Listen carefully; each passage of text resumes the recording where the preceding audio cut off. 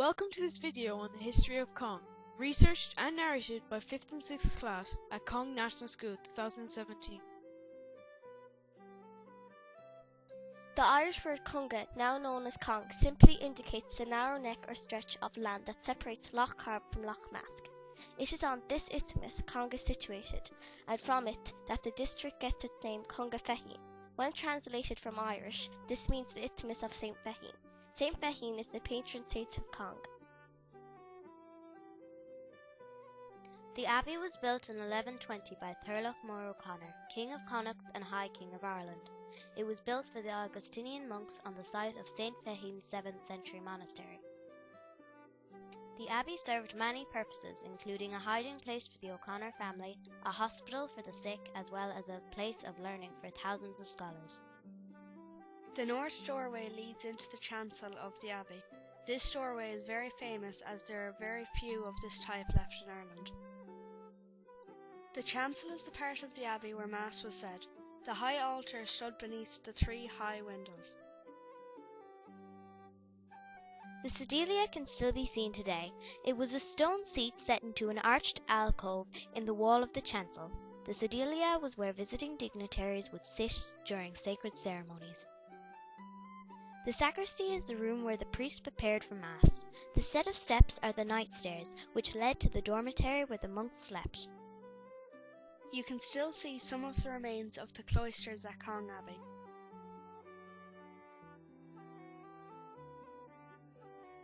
The monks used to walk around the cloisters saying their prayers. The cloisters of Cong Abbey are unusual because they are larger than cloisters in other abbeys. Between the Catholic church and the river stands the remaining walls of the old refectory. This building was where dignitaries dined with the residents of the abbey. Poor and starving visitors were also fed here. You may notice that the chimney stack of the refectory has an unusual twisted shape. Legend has it that the chimney stack was twisted by the gale of Nymphsfield, the night of the big wind in 1847. The monks' fishing house dates back to when the abbey was built in 1120 by Thurlough More O'Connor. It is built on a stone platform with a gully underneath the floor.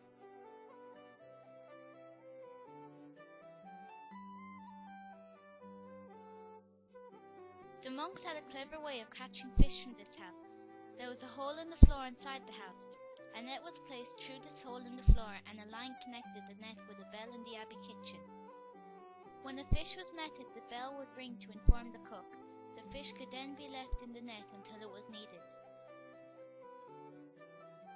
The cross of Cong was made in 1123 by Melissa O'Connor at the wish of Thurlough More O'Connor. The cross is an early 12th century Irish Christian cross. It was made from oak and covered with bronze and silver plates. The engravings on the cross are similar in style to the decoration in the Book of Kells, and its edges are studded with precious stones.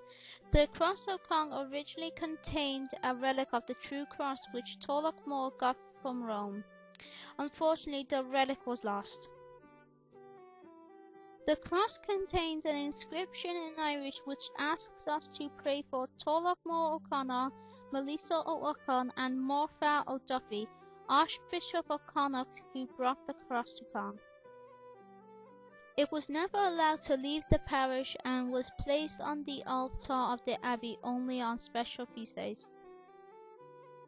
The Cross of Cong was sold to the National Museum in 1939 by Father Waldron for 100 guineas to pay for a new thatched roof on the church. The people of Cong were not happy about this.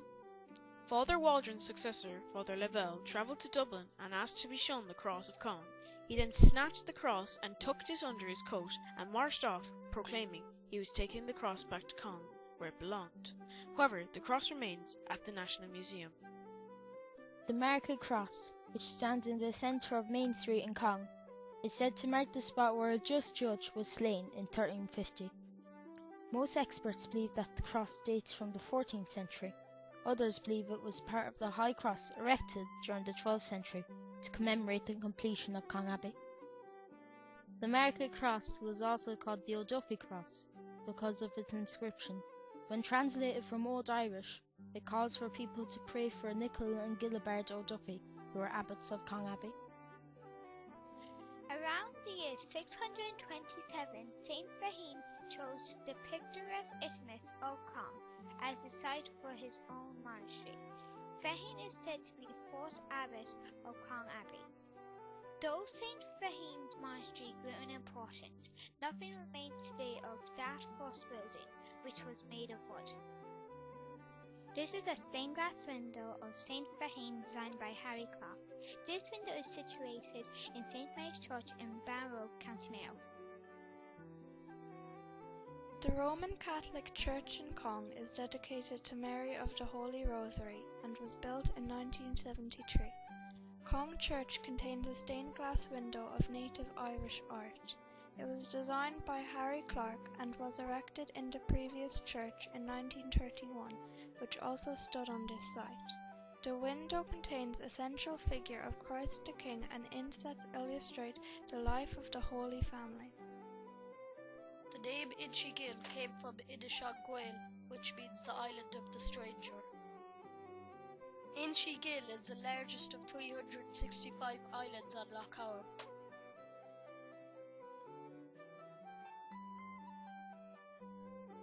Inchagoill belonged to the Guinness family and they used it to take trips there. The Guinness Coffee House is located on the northwest corner of the island, and it was used for picnics and shelter. Lugna was a nephew of St. Patrick, and it is said that they went to the island of Inchagoill together. They built houses and boats on the island. Lugna remained on the island after St. Patrick had left. Lugna died on the island. His grave is marked with an upright stone. There are two significant churches on the island of Inchagoill. This is a photograph of St. Patrick's Church, which dates back to the time of St. Patrick. This is Saint's Church. The island was used as a place of pilgrimage, where people could enjoy peace and tranquility. It is also said that the island was used as a place to banish people who did wrong. George McNamara was also known as the Robin Hood of Cong. He was born in 1690 and came from County Clare. McNamara was enraged by the ill treatment of the peasant class, and it is said that he settled in Cong with the intention of making life better for the poor of the village. Accompanied by his favourite horse Venus, McNamara was involved in various activities around Cong, extracting goods from the rich and gifting them to the poor.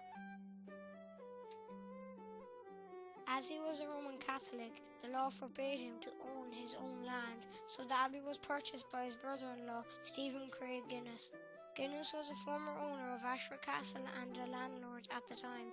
McNamara's house stands on the grounds of the abbey in Cong. The house is now used by OPW for storage. Ashford Castle is a medieval castle which has been expanded over the centuries. It was first built on the perimeter of a monastic site in 1228 by the Anglo-Norman de Burgo family. After more than 3.5 centuries under the de Burgo's rule, there was a fierce battle and Ashford Castle passed into the hands of Sir Richard Byng, Lord President of Connaught, in 1580. The Brown family received Ashford Castle in a royal grant, and in 1715 a hunting lodge in the style of a 17th century French chateau was constructed.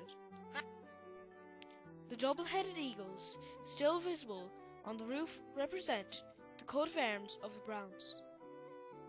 Sir Benjamin Lee Guinness purchased Ashford Castle in 1852. He added 2 large Victorian-style extensions. He also extended the estate to 26,000 acres, built new roads and planted thousands of trees. On Benjamin's death in 1868, the estate passed on to his son, Lord Ardelon. Lord Ardelon was an avid gardener who oversaw the development of massive woodlands and rebuilt the entire west wing of the castle. The castle then passed down to Ardelon's nephew, Ernest Guinness. Ashford Castle had no bridge until 1890, and the castle was very isolated until this bridge was built. In 1905, the main entrance was built for the coming of the Prince of Wales, as they did not want to have to drive the carriage through the village of Cong. In 1939, the castle was gifted to the Irish government until Noel Hoggard bought the estate and opened it as a hotel. The hotel soon became renowned for the provision of country pursuits such as angling and shooting. In 1970, the castle was bought by John Mulcahy, who oversaw its complete restoration and expansion, doubling its size with an additional new wing. He built a golf course and developed the ground and gardens. In May 2013, Ashford Castle was acquired for €20 million by the Tolmans, who own the Red Carnation Hotel collection. A major restoration began to bring the castle back to its former glory. All 820 windows were replaced, a new lead roof installed and its stonework repointed. Around €47 million was spent on restoring the property. In 2015, Ashford Castle was voted the best hotel in the world. In 1984, American President Ronald Reagan came to Cong. Reagan stayed at Ashford Castle during his visit. This is a picture of Reagan with Rory Murphy, who was the manager of Ashford Castle at the time. The American government were very worried that Reagan would be assassinated, so there was a lot of security measures put in place. Small one-man submarines patrolled the bed of the river, men with metal detectors walked the ground searching for bombs, and everybody had to have a security card to enter the castle. The school was used as a telephone call centre. Here is a picture of Ball Pipe Band welcoming Reagan. The room President Reagan stayed in is now known as the Presidential Suite or the Reagan Suite. The Reagan Suite is located in the Victorian wing of the castle. There are a group of 5 stone circles in the area surrounding Cong village. The stone circle in Nymphsfield can be clearly seen from the roadside. These stone circles have large standing stones and date back to the megalithic civilization, which was around 1500 BC. These stone circles may have been ceremonial enclosures or perhaps defensive points in the warfare of the time. Here you can see an aerial photo of the Ballymacgibbon cairn. Legend says the cairn was built by the Fir Bullock after the first days of the Battle of Moychera. The Battle of Moychera was said to have taken place 3,000 years ago. The battle was fought between the Fir Bullock and the Tuatha Dé Danann near Cong village. The Ballymacgibbon cairn is about 40 metres wide and over 7 metres high. It has never been excavated, but it is possible that the cairn covers a passage too. The cairn is believed to have been constructed during the Neolithic period. However, the large pile of stone which lie on top of the cairn are most likely a modern addition. Construction of the canal began in 1845 as a work of famine relief. Its aim was to join Lough Mask and Lough Carb to Lough Cara. For 5 long years during the Great Irish Famine, workers were paid 4p per day to blast their way through 4 miles of solid limestone. When the canal was finished, it was discovered that the porous limestone could not hold water. The government would not provide money to concrete the canal at this stage because canals were going out of fashion and railways were already in operation in some parts of Ireland. The work was therefore abandoned and sold to Lord Arthelon, who was a former owner of Ashford Castle. Parts of this canal are now filled in, but you can still see the remains of locks and elegantly built bridges. Though the project was a failure, it provided much needed employment during the famine. Kelly's Cave got its name from the fugitive Kelly, who used the cave as a place of refuge during the 1798 uprising. There are many caves in Cong, some of which are natural and some are man-made. Kelly's Cave is a natural cave. Many natural caves exist in the area because of the limestone rock. The natural caves were formed when the water from streams and rivers penetrated through the holes and dissolved the limestone beneath. Kathleen Lynn was the first female doctor in Ireland. She was born near Killala in County Mayo on the 28th of January 1874. Lynn's family moved to Cong in 1886 when she was 12 years old. Her father was a clergyman and his parish in Cong was funded by Lady Ardilaun of Ashford Castle. Kathleen Lynn was deeply saddened by the poverty and disease of the Great Famine, and it was for this reason she wanted to become a doctor. Lynn also became politically active in the early years of the 20th century. Because of this interest in public health and the plight of the poor, she became to embrace the nationalism, and on Easter Monday 1916 she played an important role as the medical doctor at City Hall.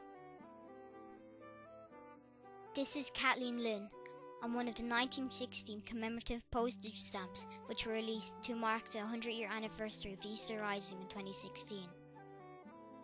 The Cong Salmon Hatchery was set up in 1962 by the Board of Conservation, who were the head of the fisheries at the time. It cost £15,000 to build. It was decided to build a hatchery in Cong because the river here was 39 foot lower than Loch Mask. Loch Mask had no pollution at the time, and the water would flow and filter through the limestone, making conditions perfect for the salmon hatchery. The decision to set it up was made in order to restock rivers in Ireland with salmon and trout after the detrimental effect of fungal disease called UDN. This disease killed 70% of the wild salmon and trout stocks. The OPW also carried out drainage works on Loch Mask, and this led to the streams and spawning grounds being disrupted. These were then restocked from the hatchery in Cong. The hatchery in Cong is now a research facility for salmon tagging programs. The old primary school was up the Drumshiel Road and was built in 1895. The school at the time had no running water and no inside toilets. There was no electricity or central heating either, and the classrooms were heated by a big open fire. The children were given their lunches. The girls in 5th class had the job of cutting up the loaves of bread for the younger children. In the classroom there were rows of wooden desks with inkwells in them. As they had no biros at the time, the children used a pen and nib. On Friday evenings, the 6th class boys had to sweep the wooden floors. There was no concrete or tarmac on the yard, it was all just rocks and stones. The children didn't wear uniforms, and most of them came to school barefoot. They regularly got cuts because the ground was so rough. The primary school curriculum was different in those days. The children never did PE because it was said that they got enough exercise at home on the farm. At lunch, football was played with a ball the size of a tennis ball. Thank you for watching our video on the history of Cong. We hope you enjoyed it and you learned something from it.